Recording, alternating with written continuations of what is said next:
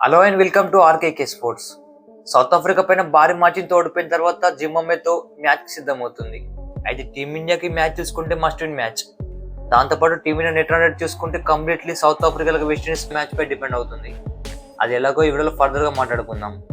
And also Rinku Singh చూసుకుంటే వాళ్ళ father health condition పైన చెన్నై నుంచి ఉత్తరప్రదేశ్ వెళ్ళాడు. అయితే రింకు సింగ్ జింబాబ్వే మ్యాచ్లో ఆడతాడా? ఇన్ కేస్ రింకు సింగ్ ఆ మ్యాచ్ ఆడపోతే ఎవరు ఆడతారు? సంజు శాంసన్ రింకు స్థానంలో ఆడతాడా? సో ఇలాంటి ఇంట్రెస్టింగ్ అప్డేట్స్ ఈ వీడియోలో కవర్ చేద్దాం. బట్ దానికంటే ముందు వచ్చిన రిక్వెస్ట్, ఇలాంటి ఇంట్రెస్టింగ్ అప్డేట్ తెలుసుకోవాలంటే మన ఛానల్ ఇప్పుడే సబ్స్క్రైబ్ చేసుకోండి. దాంతోపాటు ఈ వీడియో మీకు నచ్చితే లైక్ చేయండి. So let's get started. అయితే ముందే జింబాబ్వే టీం గురించి మాట్లాడుకుంటే ఇక్కడ కూడా తక్కువ అంచనా వేయలేం. ఎందుకంటే జింబాబ్వే చూసుకుంటే గ్రూప్ స్టేజ్లో ఆస్ట్రేలియా అలాగే శ్రీలంకని ఓడించి సూపర్ ఎయిట్కి అడుగు పెట్టింది. సో అందుకే జింబాబ్వే చూసుకుంటే ఇక్కడ కూడా తక్కువ అంచనా వేయలేం. అలాగే టీమిండియా మ్యాచ్ చూసుకుంటే ప్రెజర్ ఆడుతుంది. ఎందుకంటే ఈ మ్యాచ్ టీమిండియా ఓడిపోతే టోర్నమెంట్ నుంచి అవుట్ అవుతారు. సో అందుకే టీమిండియాకు ఇది must win match. But Zimbabwe first match చూసుకుంటే వెస్టిండీస్ పై దారుణంగా ఓడిపోయింది. ఎస్పెషల్లీ జింబాబ్వే చూసుకుంటే గ్రూప్ స్టేజ్ మ్యాచ్లు అన్ని శ్రీలంకలో ఆడింది. బట్ ఇండియన్ వికెట్ చూసుకుంటే ఫ్లాట్ వికెట్స్, దాంతోపాటు బౌండరీ చూసుకుంటే చాలా చిన్నగా ఉంటాయి. సో అందుకే జింబాబ్వే చూసుకుంటే వెస్టిండీస్ పై చాలా స్ట్రగుల్ అయ్యారు. సో టీమిండియాకు ఈ మ్యాచ్ చూసుకుంటే అంత ఈజీ ఉండదు. ఎస్పెషల్లీ ఈ మ్యాచ్ చూసుకుంటే ఎన్ని రన్స్తో గెలవాలనేది కంప్లీట్గా వెస్టిండీస్ అలాగే సౌత్ ఆఫ్రికా మ్యాచ్ పైన డిపెండ్ ఉంటుంది. ఎందుకంటే సౌత్ ఆఫ్రికా మ్యాచ్ గెలిస్తే టీమిండియాకు నెట్ రన్ రేట్తో పని ఉండదు. ఇన్ కేస్ వెస్టిండీస్ ఆ మ్యాచ్ గెలిస్తే మాత్రం టీమిండియాకు రన్ రేట్తో పని ఉంటుంది. సో అందుకే టీమిండియా ఈ మ్యాచ్ మాత్రం చాలా సీరియస్గా తీసుకోవాలి. ఎస్పెషల్లీ ఈ మ్యాచ్ చూసుకుంటే మినిమం 100 రన్స్తో గెలవాలి. అప్పుడే టీమిండియా రన్ రేట్ చూసుకుంటే పాజిటివ్లోకి వస్తుంది. ముఖ్యంగా టీమిండియా చూసుకుంటే 12 మ్యాచ్లు వరుస విజయాల తర్వాత ఇది ఒక బిగ్గెస్ట్ లాస్ అని చెప్పుకోవాలి. బట్ టీమిండియా సెమీఫైనల్కి ఫైనల్కి వెళ్లే ముందు టీమిండియాకు ఒక మంచి ప్రాక్టీస్ అని చెప్పుకోవాలి. ఇన్ కేస్ సెమీఫైనల్లో ఫైనల్ ఓడిపోతే మాత్రం టీమిండియా చేసేది ఏమి ఉండదు. ఎనీవే మ్యాచ్ చూసుకుంటే చెన్నై చిప్పక్లో జరుగుతుంది. ఎస్పెషల్లీ చెన్నై పిచ్ చూసుకుంటే 5 months కంటే ముందు ఒక బౌలింగ్ ఫ్రెండ్లీ వికెట్. బట్ ఇప్పుడు చూసుకుంటే వరల్డ్ కప్లో బ్యాటింగ్ ఫ్రెండ్లీ వికెట్. ఎస్పెషల్లీ గ్రౌండ్లో చూసుకుంటే రన్స్ ఎక్స్పెక్ట్ చేయవచ్చు. ముఖ్యంగా చేజింగ్ చూసుకుంటే గ్రౌండ్లో ఈజీగా ఉంటుంది.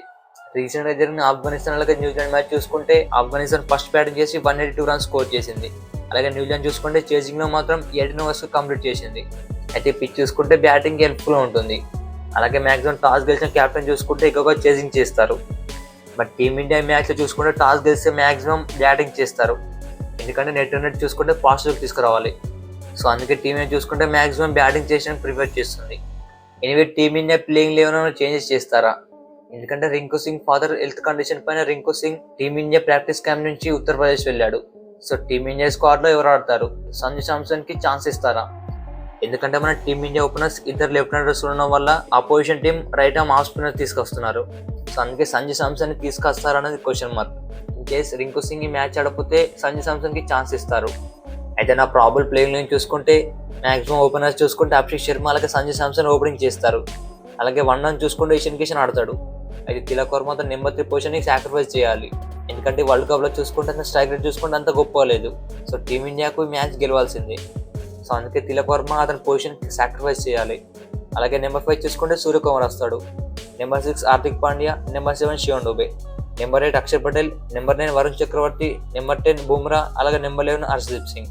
So maximum team India playing eleven చూసుకుంటే ఇదే ఉండే ఛాన్స్ ఉంది. దాంతోపాటు టీమిండియాకు ఇంపార్టెంట్ బ్యాటర్ చూసుకుంటే ఈ మ్యాచ్లో ఇషాన్ కిషన్ అలాగే శివన్ దుబే. ఎస్పెషల్లీ ఇషాన్ కిషన్ ఈ వరల్డ్ కప్లో ఎంత మంచి ఫామ్లో ఉన్నాడో మనం చూస్తున్నాం. దాంతోపాటు శివన్ దుబే చూసుకుంటే ఇతను హోమ్ గ్రౌండ్. అలాగే బౌలింగ్ విషయంగా వస్తే బుమ్రా అలాగే వరుణ్ చక్రవర్తి ఆబ్వియస్లీ టీమిండియాకు గన్ బౌలర్స్. ముఖ్యంగా వరుణ్ చక్రవర్తి అలాగే బుమ్రా చూసుకుంటే ఎకనామిక్ అండర్ 6 ఉంది. సో టీమిండియాకు ఇది ఒక గుడ్ న్యూస్ అని చెప్పుకోవాలి. బట్ ఇంకో ఎండ్ నుంచి బౌలర్స్ మాత్రం సపోర్ట్ ఇవ్వట్లేదు. సో అందుకే సౌత్ ఆఫ్రికా మ్యాచ్ చూసుకుంటే రన్స్ అనేది లీక్ అయ్యాయి. సో టీమిండియాకు గట్టి కంబ్యాక్ ఇస్తుందని కోరుకుందాం. అలాగే మ్యాచ్ కీ బ్యాటిల్ చూసుకుంటే అభిషేక్ శర్మ, ఇషాన్ కిషన్ వర్సెస్ సికందర్ రజా. ఎందుకంటే 2 బ్యాటర్స్ చూసుకుంటే లెఫ్ట్ హ్యాండ్ బ్యాటర్స్. అలాగే సికందర్ రజా చూసుకుంటే రైట్ ఆర్మ్ బౌలర్. అయితే బ్యాటర్ చూసుకుంటే మాత్రం క్రేజీగా ఉండబోతుంది. ఆ తర్వాత చూసుకుంటే Zimbabwe mid order versus Varun Chakravarthy అలాగే అక్షర్ పటేల్. సో మ్యాచ్ ఎవరు గెలుస్తారో కామెంట్ చేయండి.